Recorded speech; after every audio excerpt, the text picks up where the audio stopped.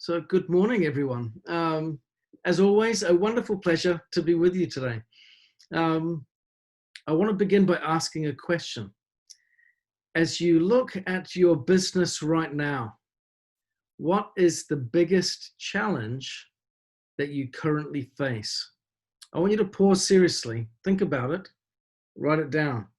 If you've got a pen handy, that is, of course, write it down. It might take a moment to come to the right answer. But what is the biggest challenge that you're facing? As you think about that challenge, perhaps, if you wish, if you want to, put the answer in the chat. If it's a personal challenge, you don't have to put it in the chat. Maybe you can private message it to me, and let me know that way, so we can include it in the conversation, but respect your anonymity. So maybe put it in the PM. To me privately here or in the chat. What's the biggest thing that you're going up against right now? That's a barrier, that's a roadblock, that's holding you back, that's causing you frustration. Okay, we've got a couple coming up, starting to come through here. Okay, let's have a look at the chat. Please feel free to comment. Having a reliable web page for Niken and a CRM. Yeah, that's a good one, Ruth. That's a really good challenge. Anyone else have some other challenges that they wish to think of? New team consultants in August and September. Not causing frustration, but focus of energy and more. Yes, Yoko, we talked about that a little bit before, didn't we, just recently? Getting the right participants in your group so that your energy is distributed appropriately is a good one. CRM, customer relationship management, is what CRM is, Carol. So that's a way of managing your customers if you've got a lot of them. The CRM systems help you to be organized, to put in their information. It will give you prompts, reminders of when to reach out, to follow up. It'll track your activity, their behaviors, that type of thing. Really helpful to have a good one. Barbara saying, I agree with Ruth, also wanting a good corporate video, finding the best way to connect with people. You got two there. A good corporate video. The ones we've got are good, but we could maybe some new ones. Yeah, some new ones to help us to connect with people. An overview one, Ben. That kind of covers who we are. Yeah, not like water, air, but that good overview. A good overview video. Yeah, excellent. Yeah, really, really good. These are great ones. Another one for Ruth, another one for me is better time management. That's actually something, as you note, is something that's in your control, but it's a challenge nonetheless. And this is good. You know, it's important to differentiate there, Ruth. You've done a good thing in raising that. Some of the challenges that we face are things that are within our control, and other things that we face are outside of our control. Yeah. And so it's good to identify the both. Okay. As you're writing, I want to share in speaking with other network marketing consultants, they have samples to offer customers, which always leads to auto ship sales. Yes, that's a great one. Samples. I've been on both sides of the fence. I've heard the arguments and debates and discussions around that subject quite intensely. Yeah, that's a great one. Samples are good. We're getting a lot of feedback on agreement with some of the frustrations. Okay, I want to share an example, a story that was shared with me by a good friend of mine just a few days ago. We've known each other for a number of years, and every now and then he's reached out to me in the recent past. He's a business consultant, and he's reached out and said, I need your help. Can you help me out? I've got a big client. We've got a big project on. Can you give me a hand in doing some master classes, or in writing a paper, or in doing something with this particular client, because I need an extra pair of hands.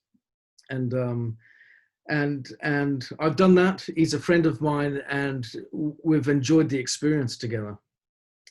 Not that long ago, I can't remember how many days ago it was. It wasn't I'm talking a few days, about a week or so ago. I'm at the swimming pool with my children, and I get a phone call from his wife. He's in hospital, and he is potentially dying, and he wants to talk to you because we need to understand what to do with his clients while he's in this current significant crisis of health. She is fighting back the tears. I am in a state of shock as I hear the story unfold. He had been looking sick. We'd chatted on Zoom a few times, and I'd said to my wife, Kim, oh my gosh, Kim, he does not look well. He looks pale, gray, dark rings under his eyes. He was experiencing fatigue. He had lost a lot of weight, about 20 pounds. The doctors had said it was a virus that he'd picked up, and it was just wreaking some havoc. Anyway, it was not a virus. He went to the hospital, aches in his chest, all down his arms. He thought, oh my gosh, I'm having a heart attack. Get me to hospital quick. Went to the hospital. They run some tests. It's not his heart. We'll do some blood tests. You go home, take it easy. And the next morning, and we'll be in touch with the results. The next morning, he gets a phone call from the hospital. Come in straight away. Do not let anything slow you down in getting to the hospital. Come here right now. That does not sound encouraging, does it? He goes to the hospital, and in between his first visit and the last, he had started to hemorrhage. He was, blood clots were coming out of his system. They put a catheter in, and in the process of doing so, his bladder bursts. I can't even imagine the pain that he must have experienced as that happened. They put him on the operating table. His kidneys are failing. In fact, not just one, both of them are going into complete failure and shutdown. His liver, his bladder has a tumor in it the size of a grapefruit, and it's taking up about 95% of his bladder. Anyway, I'm going into too many details. Why do I share this with you? It was horrific. Every other day he's on dialysis, and this lady, one of the nurses that's been asked to set up the dialysis unit, the machine, he said there's a tube for fluids in and a tube for fluids out, and the places where they need to be linked are not in convenient locations. She's getting stressed and frustrated and irritated. This is life critical for him, and she can't quite get the machine working properly. She's getting frustrated and irritated. He said he's in absolute agony. He's got a tube in his neck, and they're saying, don't move your head because the machine is delicate. You need to just kind of stay as still as you can, please. And he said he's in torture. He's in absolute agony right now, and he's got to stay absolutely still for 4 hours. How would you feel? He says, and as he's looking across the room, he's seeing this lady who's sitting there trying to get the machine working and kind of getting everything going, and she's getting irritated and frustrated, clearly feeling the stress and the strain of trying to get this all managed properly in an environment that wasn't conducive to the need that needed to be served. Her irritation was impacting him as he's feeling an overwhelming pain. And at the same time, his pain and stress was impacting her and making her more stressed. You can see the vicious cycle, can't you? He said, as he sat there in torture in this situation, and keep in mind, he died, by the way, a couple of times on the table and managed to be resuscitated, come back. It's, even now, I'm finding it hard to share the story.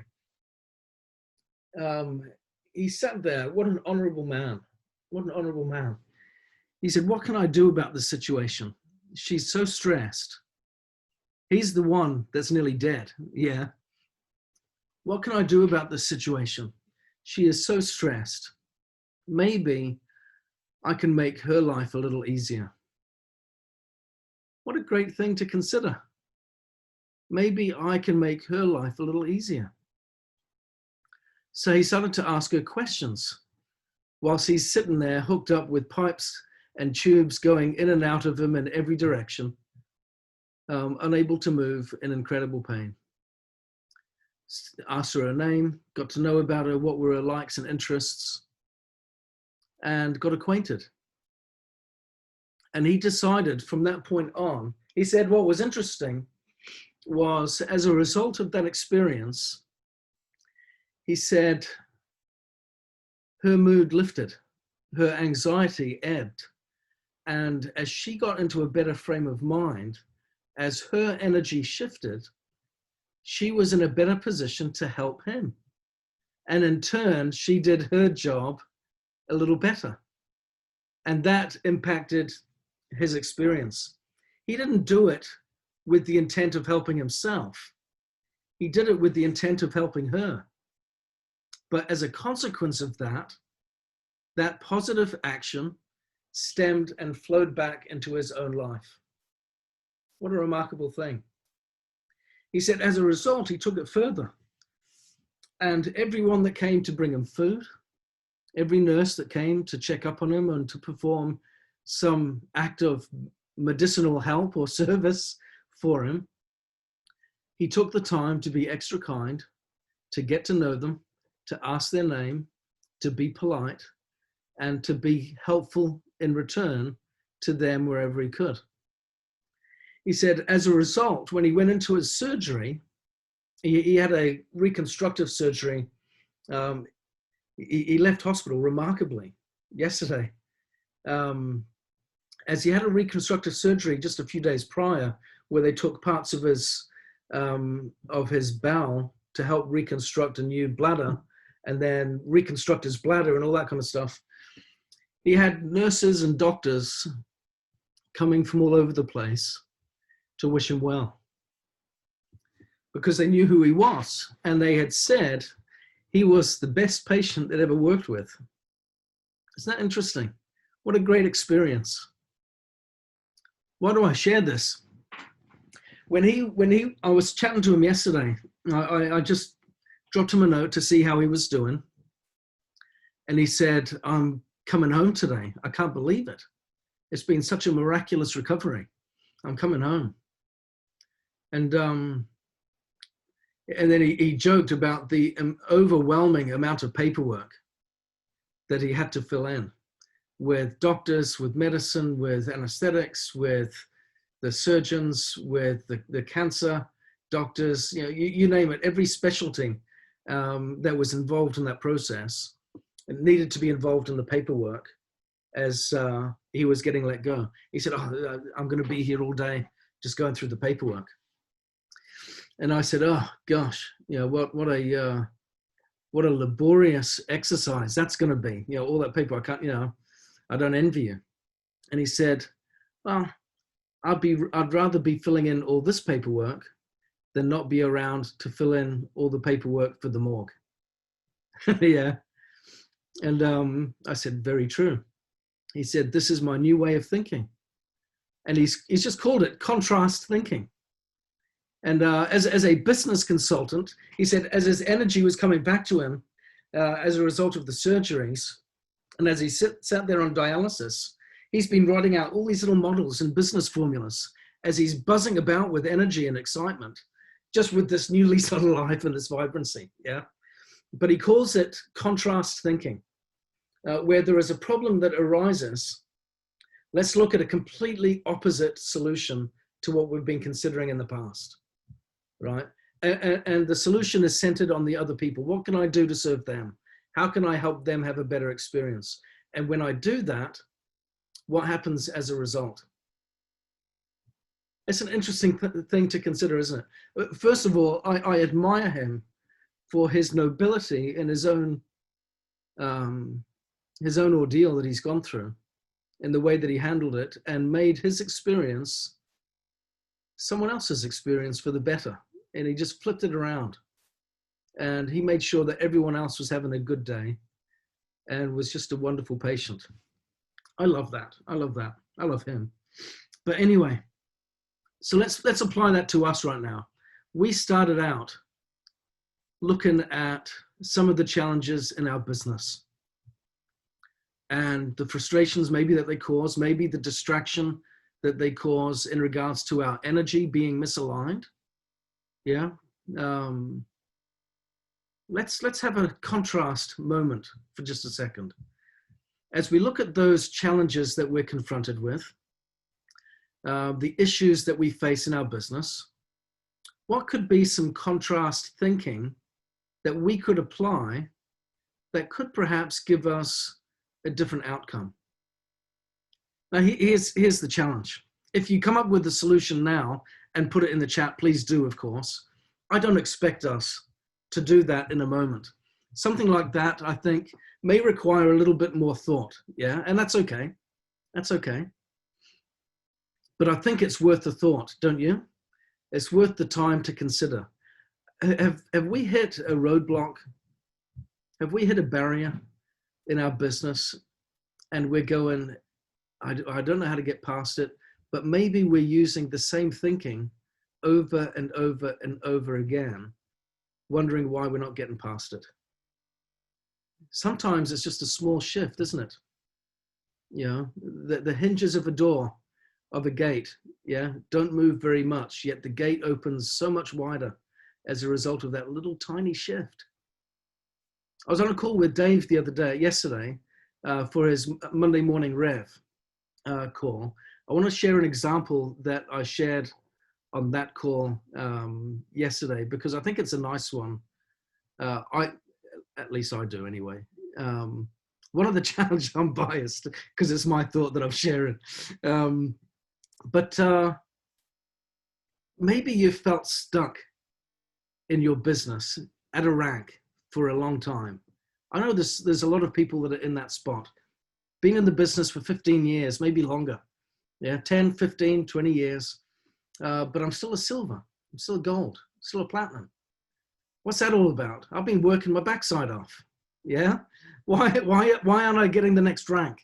Maybe that's a barrier. Yeah.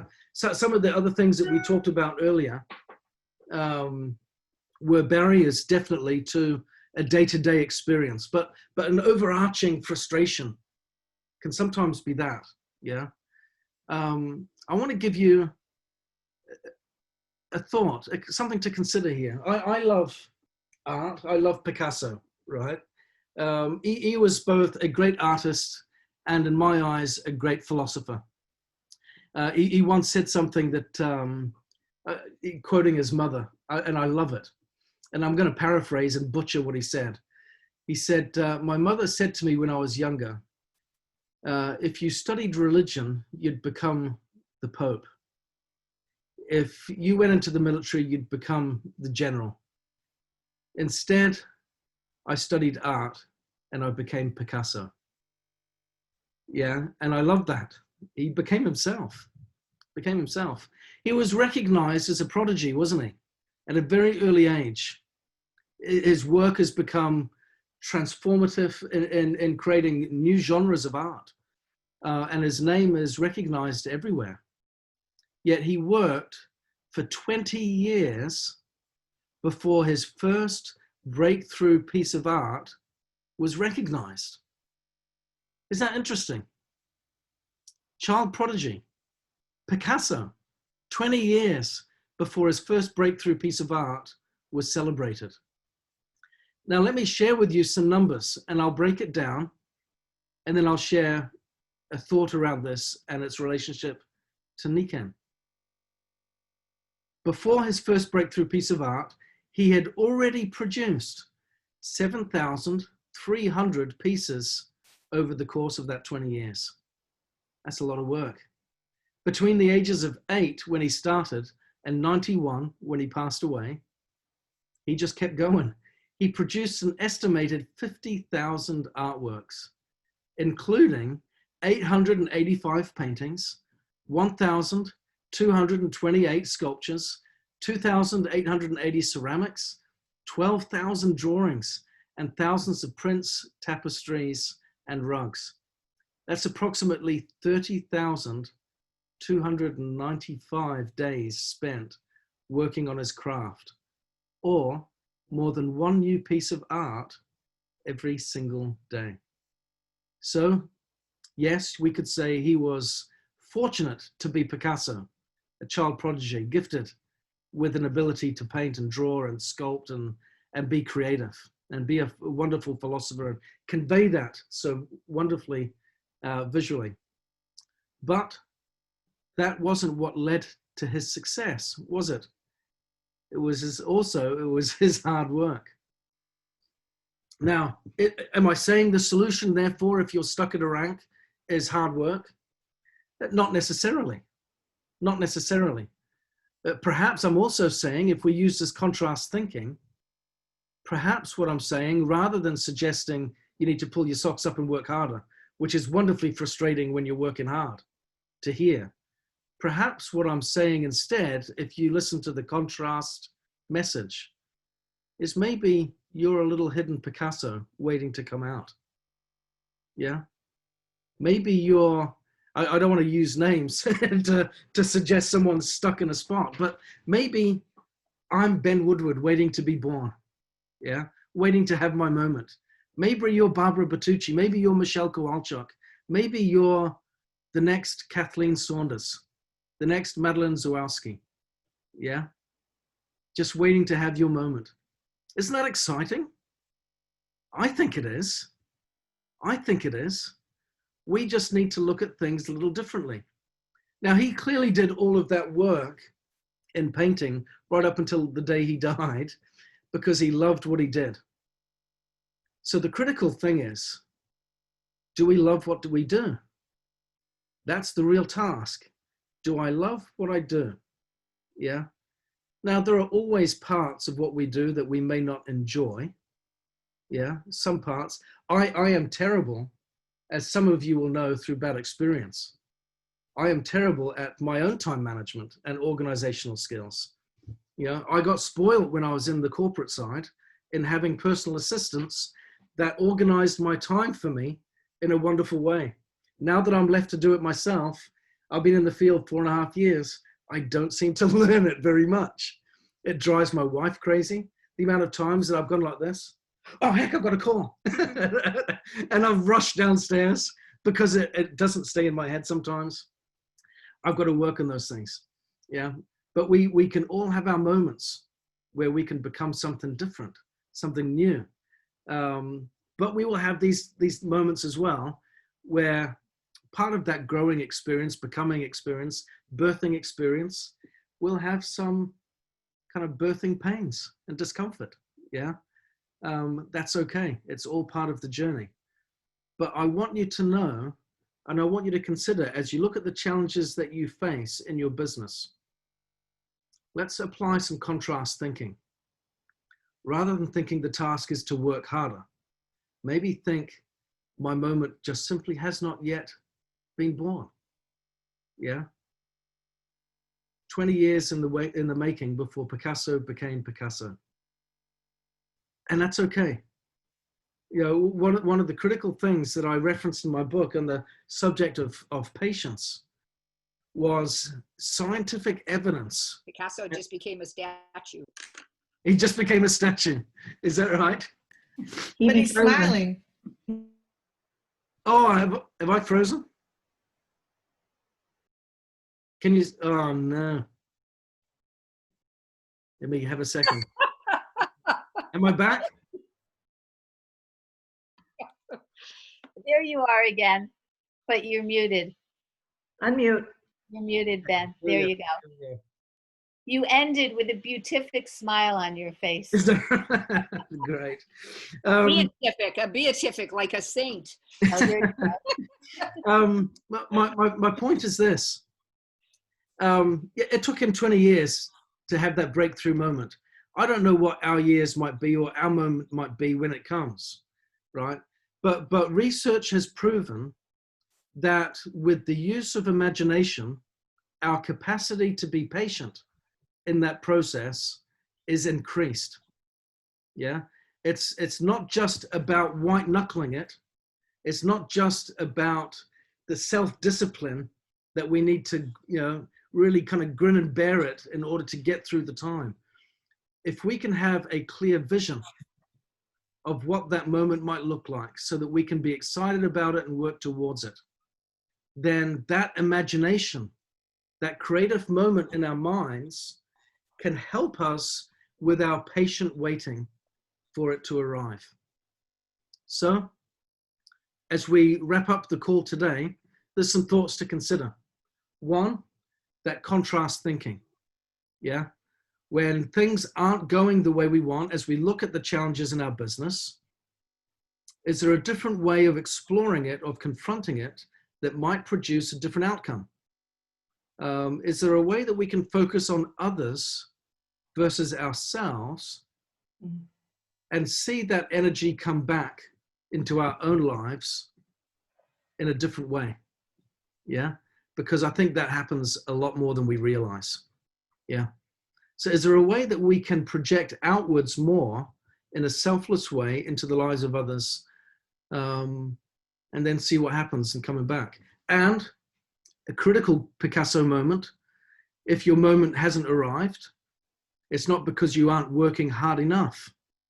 Perhaps it's simply because the moment hasn't turned up yet. Yeah. Picasso was Picasso long before that breakthrough moment arrived. We're all going to be the next Barbara Joseph, Sue Gruber, Yoko, whoever it might be. Our moment is coming. Yeah. But let's visualize that in our mind. Let's know what it looks like, so that with patience, we possess our souls, as that old saying goes. Yeah. In patience, possess ye your souls. In impatience, we lose them. So let's be patient in that journey.